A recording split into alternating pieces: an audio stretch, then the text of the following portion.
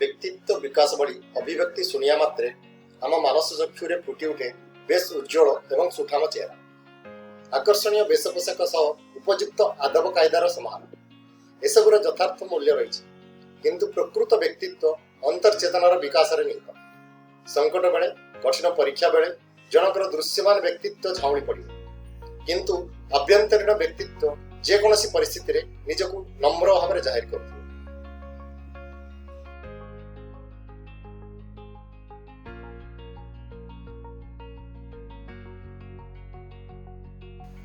भारतीय सैन्य बाहिनी जोग देते एक छोट सहर दुई जन युवक दुहे तेजियान और साहसी जवान रूपे निज निजर सहकर्मी तथा सेना दलर कप्तान ठारू विपुल प्रशंसा पाइथिले। कारगिल युद्ध बेले जड़े शहीद हेले कलेबर निज सहर को आसिला एवं यथार्थ सामरिक सम्मान सहकारे तार सत्कार करागला।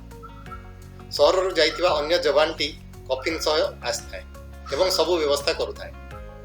आम माटीर पुओ देश पई जीवन देई आमको गौरवान्वित करिथिबा जगु शहीद को पितामाता विधाता सकाशे कृतज्ञता स्वरूप गोटे अनाथाश्रम प्रतिष्ठा निमंते सेमानक समस्त संचय दान कर दैछन घोषणा कले सहरर पौरसभार अध्यक्ष महोदय।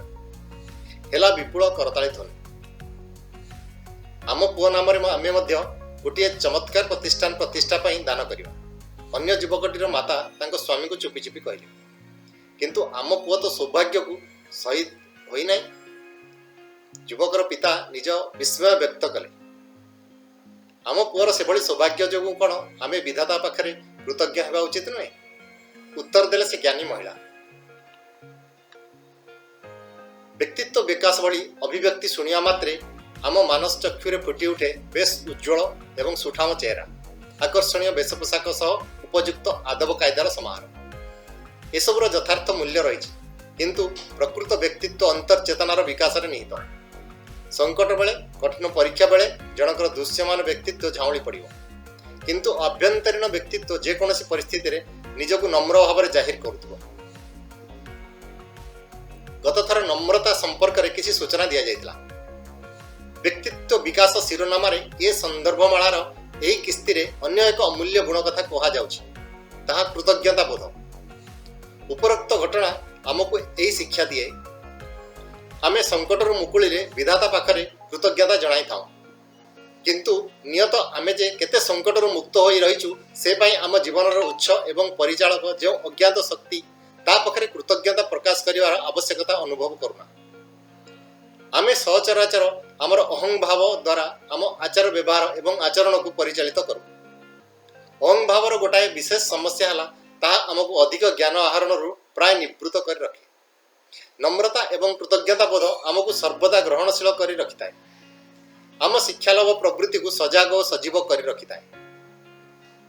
उपर ठाउरिया भावे अनेक मनरे एमिति एक प्रश्न उठिता अहं भाव नथिले मु निजको जाहिर करिबि किपरि। निजको जाहिर न कले मो व्यक्तित्व स्वीकृति हेबो किपरि। यह खाली भ्रांत नुहे एक उद्भ्रांत धारणा। सचराचर समस्ते अहं द्वारा परिचालित समस्ते निज निज को जाहिर करने को उद्यत तेणु आपणकर सही धरणर मानसिकता सह अन्य मानक मानसिकतार संघर्ष अनिवार्य। से संघर्ष प्रकाश्य हेउ बा अप्रकाश्य हेउ किंतु आपण जदि बिना उत्तेजना रे आपणकर भावना अथवा संकल्प उपस्थापना करिवे ता शीघ्र हेउ बा विलंब रे हेउ अन्य मानक मन भीतर को प्रवेश करिया को सक्षम हेबो। सेतिक बेले आपण अनुभव करि परिबे जे यथार्थ रे आपणक व्यक्तित्व विकसित होइछि। आत्मविश्वास अपरिहार्य एकथा समस्ते कहिबे किंतु आत्मविश्वासर उच्च आत्मा आत्मार उच्च परमात्मा।